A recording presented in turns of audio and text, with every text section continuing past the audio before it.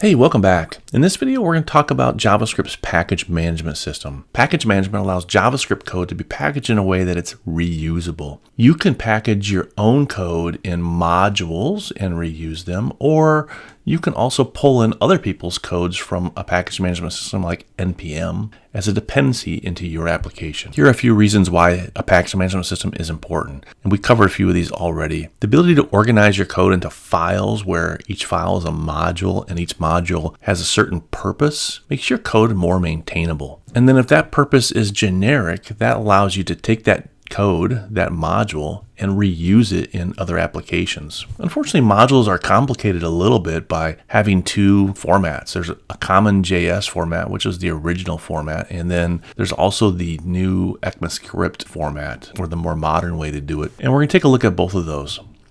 So here's the highlights of the CommonJS modules. You're going to see it, and we'll see an example here at the very bottom. This is going to use the require keyword to import code from a module.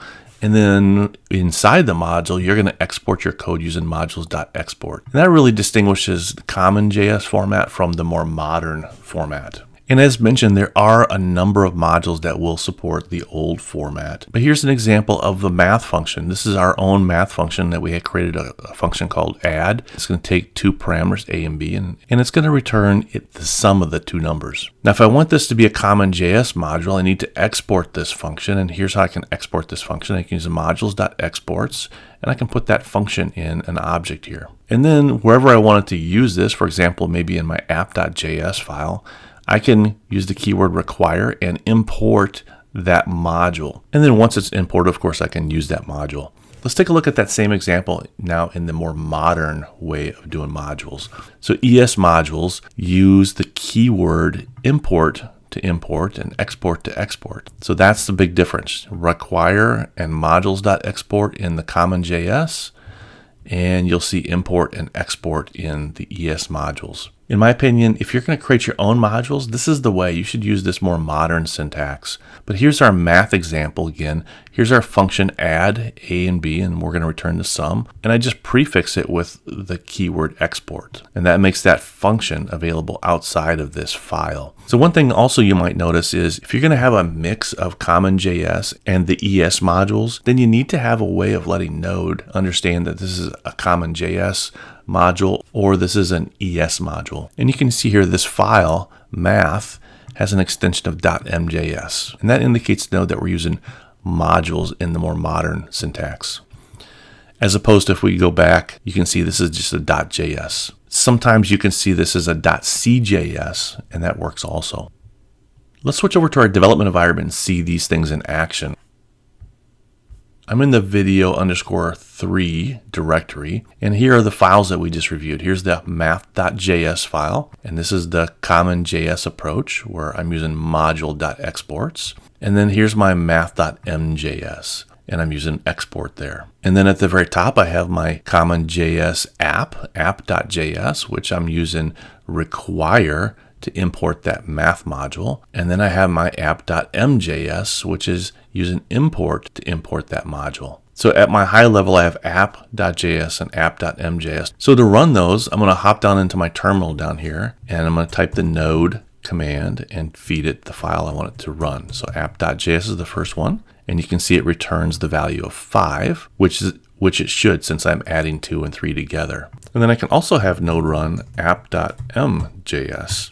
And it again returns the value of 5. Okay, let's go back over to our slide deck. One of the key features of any language, if it's going to be popular, it's going to have some kind of package management system. And JavaScript is no different. JavaScript has a package management system called NPM, and we're going to use that to import dependencies from external modules that other people have written. So NPM not only allows us to manage our project dependencies in production or development, but it also has a number of other features that we'll talk about here in a moment. But before we can use NPM as our package management system, we first have to initialize NPM in our project. So we're going to come back over to our terminal, and we're going to initialize NPM using the init command. So I come down into my terminal, and I'm going to copy and paste that command, npm init-y, because it will ask you some questions, and we're just going to answer yes to all those questions. It's going to go through some gyrations. We can look at all the output here. It says it wrote to our directory a package.json file. And you can see that now is here, package.json. And this is the contents of that file, which again, we can see at the very top. So a couple of things let's note here. So this is a list of metadata about our project. I'm not going to change any of this. I'm just going to use the default stuff here. But you really should make this more meaningful. Like, what is the project's name? The description of the project. There is a section here on scripts, so we're going to talk about scripts in a second. And then finally, the one thing I want to point out here is what type of module system are we using? What's the default? And so we're defaulting to CommonJS. All right, let's go back into our slide deck. Let's install a package into our application that's from our package management repository. And there are a lot of packages in NPM. It's one of the reasons that make JavaScript so popular. Let's go ahead and do a package search here. If you're building an application that, for example, has payments, you might want to use Stripe. And so you can search for Stripe. And there's 1,000+ packages found on Stripe. Here's probably the most popular one right here. It's been downloaded over 17 million times. And I could use this into my application. It gives directions on how to install it and the typical usage. And a lot of times there's additional documentation that goes deeper into using the package. But we're not going to use Stripe. Pulling in a payment gateway for this video would be a little more complex than I want to get to. But let's take a look at something called lodash. When you get to the lodash package, you can see then that it gives you instructions on how to install it. And then here's some typical usages of lodash. I'm not going to go into what lodash is and how to use it. I've essentially got some sample code of lodash, and we're going to see that in a moment. Let's go back to our slides here. And I've got the most important things here for our learning experience. So first of all, we're going to install the lodash package. And we're going to use npm install to install the package. And I can install it in a number of different ways. If I use the first command, npm install lodash, this is going to install it into my project as a production dependency. Don't be fooled by that. It's still going to be in your development environment, but it's also going to be installed in your production environment. The second way of installing it is if I want to install it only as a development dependency. And there are certain packages that you might want to install like this, especially things around building your project. So build tools or linting tools or things like that. Maybe you don't want those in production, but those are only in your development environment or your staging environments. And then sometimes you're going to run into a package that you want installed globally. So outside of your project scope, you still want this available. And so here's an example of how to install a package globally. You'd use the -g flag. Once the lodash package is installed, you can import lodash using either the CommonJS format or the ES Modules format. So either one of these will do, not both. And then I have some example code, and we'll take a look at that in a second. But first, we need to install lodash. And we're going to install this as a production dependency, and I'm just going to copy and paste this command. And let's go on back over to our web development environment. And in the terminal, I'm going to paste this. And before I hit enter, take a look at our project up here. Video_03. This is where we're at. We have our package.json file. What I want you to notice is what's going to change here. So take a mental note of what it looks like now. Let's come down and hit enter. It's going to go through some gyrations. It says it added one package and audited 2 other packages, and it found 0 vulnerabilities. So we come back up to the project now. You're going to see a couple of things. There's a package-lock.json file, and then there's a node_modules directory. In this node_modules directory, I open this up and here's lodash. So this is where npm installed the lodash package. And you could, if you wanted to, you could go in here and view all the code or alter it or change it. And that's how you would be a maintainer of that project, but we're not going to do that. We're just going to collapse this node_modules. Generally, if this is a Git project, you don't want to check in your node_modules. You're just going to use npm install to install all the dependencies. Let's take a look at the package.json file now. Now you can see I have a dependencies object that is part of my package.json file, which has lodash in it. Let's do one more thing before we look at the code examples. Let's go ahead and delete our modules directory. I'm going to delete this. And at this point, you can see my editor is giving me some squiggles here because that package is not installed. And it's giving me the hint that I need to run npm install. And this is important. Sometimes you're going to download projects that already have dependencies. When you download them, typically the node_modules directory will not be there. So down here in my terminal, I can run npm install. without any package name, and it will go through and install all of my dependencies that are outlined in my package.json file. So you see the same text before, it added one package, and up here again, then I have my Node modules with lodash inside. All right, let's close this up. Let's clear this out. And let's take a look at the two examples. I have a lodash.js and a lodash.mjs. Let's take a look at the lodash.js and we'll put them side by side. And I'm just going to flip back and forth here and you can see what changes. Only the import statement is different in these two files. Everything else is just some examples that I found on the internet for using lodash. So only the imports. So this is the CommonJS way of importing lodash, and you can see that here in line 4.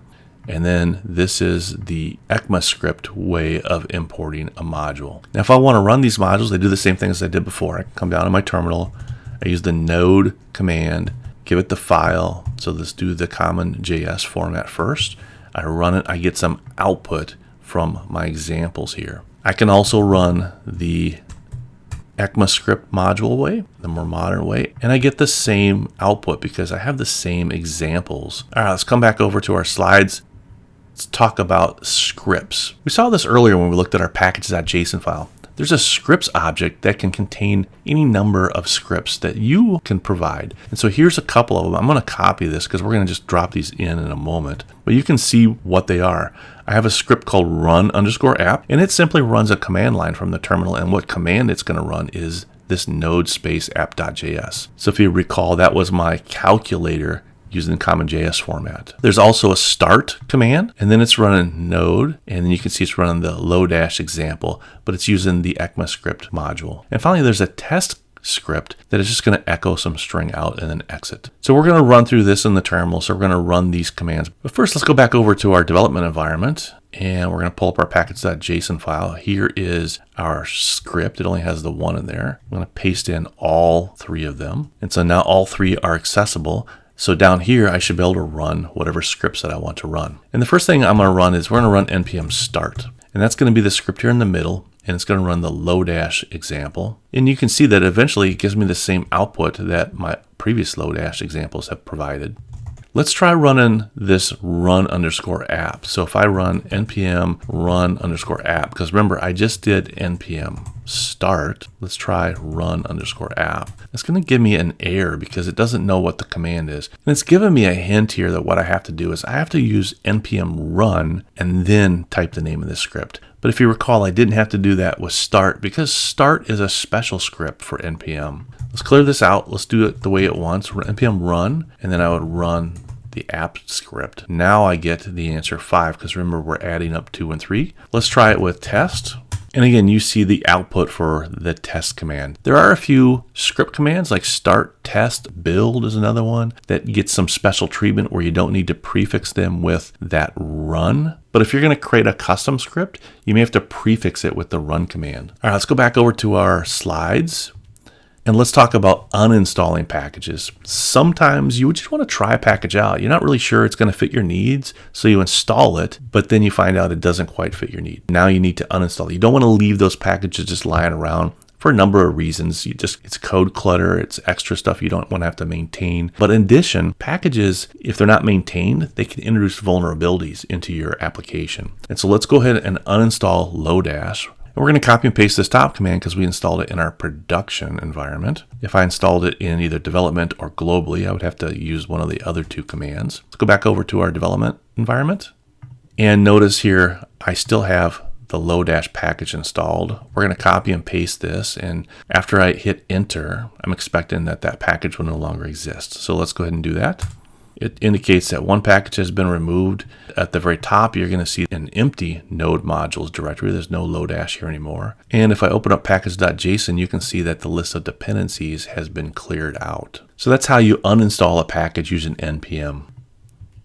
So that's it for this video. I think that a package management system is one of the keys to having a vibrant language that you can develop in. If the language doesn't have a package management system where you can have dependencies for packages that other people have written, that means you're writing everything yourself. For example, using that Stripe package, I don't want to have to write the bindings in JavaScript for the Stripe API. That's already been written for me by someone else or a group of people that maintain that package because Stripe is going to change their API endpoints, and I don't want to have that additional burden as my development time. That's being done for me by the managers of that package. In our next video, we're going to talk about the event loop, and we're going to revisit some asynchronous basics. So I'll see you then.